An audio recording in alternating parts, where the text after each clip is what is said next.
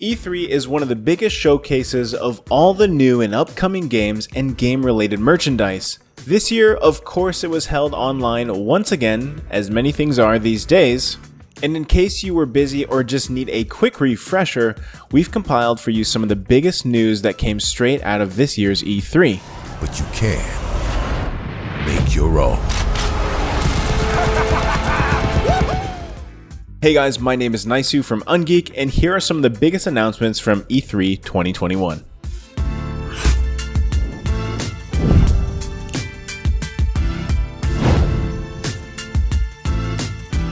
Kicking things off, we have Ubisoft Forward, showcasing, of course, the next anticipated Far Cry game.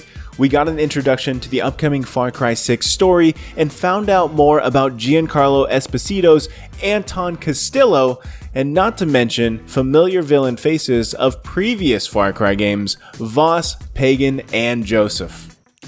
Ubisoft also showed off Avatar, a cool looking game that no one really expected to be shown, but it does look like it captures the James Cameron movie feel from the movie screens and brings it to the gaming screen.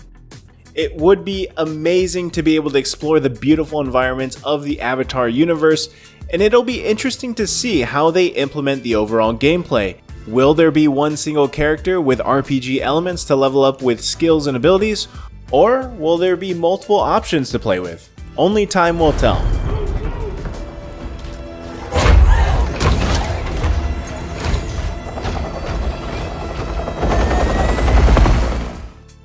Next up, we have the showcase coming from Xbox and Bethesda, and although the Xbox mini fridge seems enticing, living up of course to the memes, I've got to give it up to seeing the long-awaited gameplay for Elden Ring.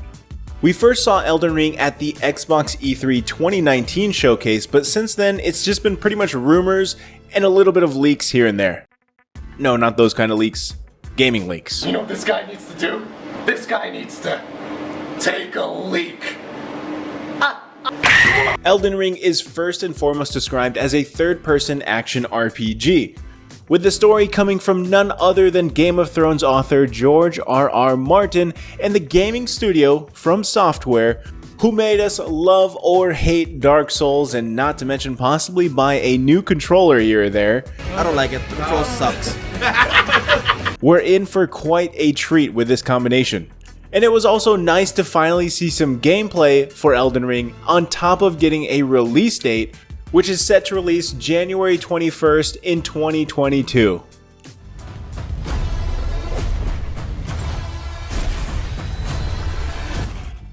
Next up, Battlefield 2042 was also shown during the showcase, featuring 128 player maps on the latest Frostbite engine. That's a lot of players. The sixth Battlefield game will take place in the near future.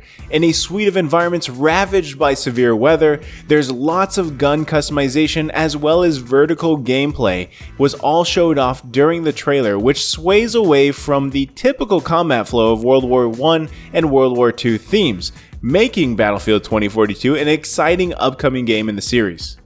Battlefield 2042 will be released on October 22, 2021, so we'll get to check that out later this year. Now from Bethesda, we finally got to see Starfield. Well, kind of, but not really.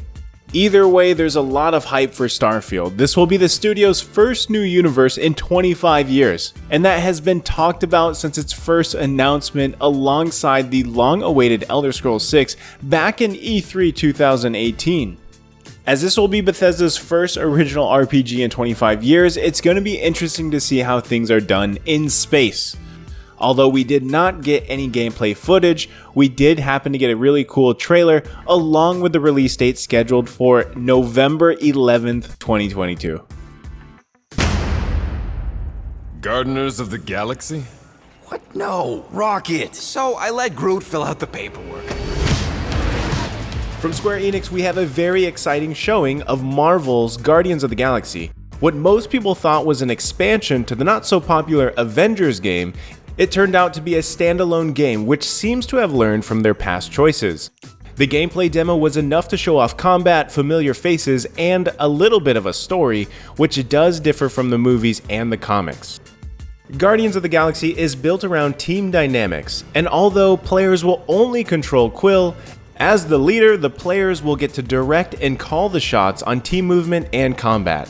Fighting is fast-paced, with each character having their own unique abilities, and although the exact plot is still unknown, it is nice to hear that the game will have no microtransactions, and everything is going to be available to the player to unlock through gameplay from the October 26th release date. I want to kill chaos. I need to. Live and die! It's not a hope or a dream. It's like a hunger. Thirst. Move aside! The new action-packed Final Fantasy game was also shown off during the showcase with the title Stranger of Paradise Final Fantasy Origin. It's heavy on the action, and although we don't know yet how it's intertwined within the Final Fantasy universe, the game is slated to launch in 2022 for pretty much all the platforms. There is currently a PS5 demo, which will be available until June 24th. Moving on, for the Nintendo showcase, we got to see a glimpse into the Legends of Zelda Breath of the Wild 2, which will continue the adventures of Link and Zelda into Hyrule.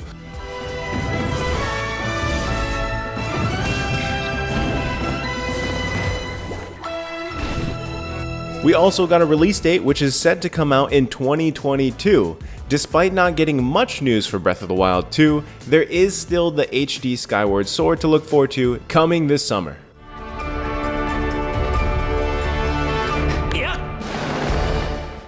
Shin Megami Tensei 5 was also shown off during the showcase. As a big Persona fan myself, this sub-series has always intrigued me. With a release date of November 12th for this year and a Switch exclusive, the game has players running through a post-apocalyptic Tokyo battling it out with angels and demons. Fans of the series have been waiting for years for a release date, and to finally get one, it's a relief not only for myself, but for many fans alike. Challenge the many demons roaming this post-apocalyptic world by harnessing the power of your own.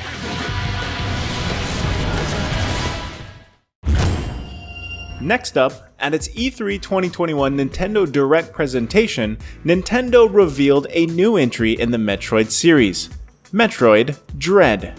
With a release date of October 8th, 2021, Dread is the 5th main entry in the franchise. This has been a project that has been stopped and started a few times, mostly due to hardware capabilities during the time of development. While Dread is a 2D platformer game, it appears to have a lot of 3D sequences as well, and from the small trailer that we got to see, we saw Samus fighting off a big bad white robot. The gameplay seemed similar to the 3DS game Metroid Samus Returns, but it's actually a direct sequel to the Game Boy Advance title Metroid Fusion from 2002. Producer Sakamoto Yoshio did show off some of the new features as well, such as abilities and even new gadgets to help Samus get around. Nintendo also wanted to make sure everyone knew they were still working on Metroid Prime 4. This was announced for the Nintendo Switch back in 2017, and although it's still some time away, Nintendo wanted everybody to know that Retro Studios, the original developers of the Metroid Prime trilogy, are back on the project. And lastly, we have Tekken and Super Smash Bros. With this, we have Kazuya from Tekken joining the Super Smash Bros. Ultimate lineup, and although there is no release date just yet, Nintendo has promised a presentation with more info on the 28th of June. The trailer did show Kazuya throwing off multiple characters from the Smash Bros. Lineup off a cliff, but it does look like he's gonna need a little bit more oomph to handle that Kirby.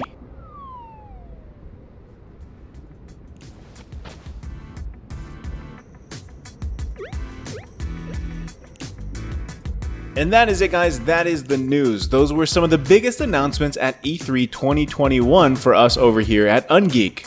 Which announcements did you get the most excited about from this year's E3 showcase? Let us know in the comment section below. Again, guys, I am Naisu with Ungeek. Until next time, thanks for watching.